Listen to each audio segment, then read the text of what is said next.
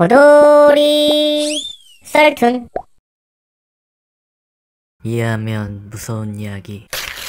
꽤 오래전 한 홈페이지에서 다친 불쌍한 동물들에게 기부를 이라는 캠페인을 벌인 적이 있었다. 홈페이지는 캠페인을 위해 몇 장의 사진을 게재해 놓았는데 한쪽 발이 흉하게 뭉그러진 개, 내장이 배 밖으로 튀어나온 고양이 등 차마 보고 있기 힘들 정도의 끔찍한 사진들이 7월 10일 동물들을 도와주세요 라는 제목으로 올라와 있었다. 하지만 회복 경과 후에 사진을 순서대로 게재하고 있었으므로 그 점에 감동받아 많은 사람들이 참여해 기부금도 제법 모인 듯했다. 하지만 아무리 생각해도 이상한 부분이 있었다. 엉망진창이 된 손발이 치료가 가능한 것일까? 내장이 나온 고양이가 과연 살아날 수 있었을까? 게다가 거리에 다친 개와 고양이들은 다 어디서 데려온 것일까? 의심가는 부분이 한둘이 아니라서 나는 문득 그 사이트의 이미지 작성 시기를 조사해보았다. 거기엔 완치한 사진들이 7월 5일날 올라와 있었다.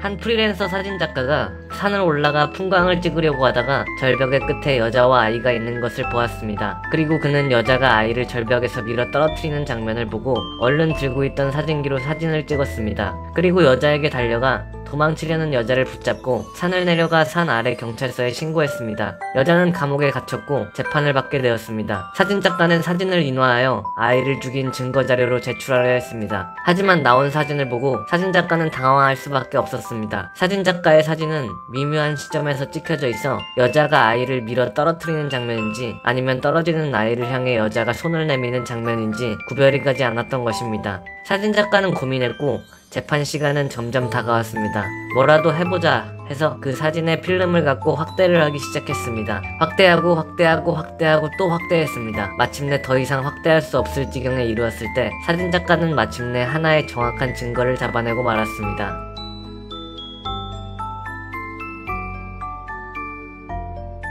첫 번째 이야기, 동물들이 엄청나게 다쳐있는 사진은 7월 10일날 올라와 있었다. 하지만 완치한 사진은 5일 전인 7월 5일날 올라와 있다. 동물들은 완치한 것이 아닌 반대로 사진을 찍은 사람으로 인해 끔찍한 사진들처럼 된 것이다. 게시판에 올라온 글들은 순서가 반대인 척하고 있다. 두 번째 이야기, 사진작가는 사진을 엄청나게 확대했다고 한다. 그 사진작가가 사진을 여러 번 확대를 한 끝에 발견한 건 다름 아닌 아이의 눈동자에 비친 엄마의 웃는 표정이다.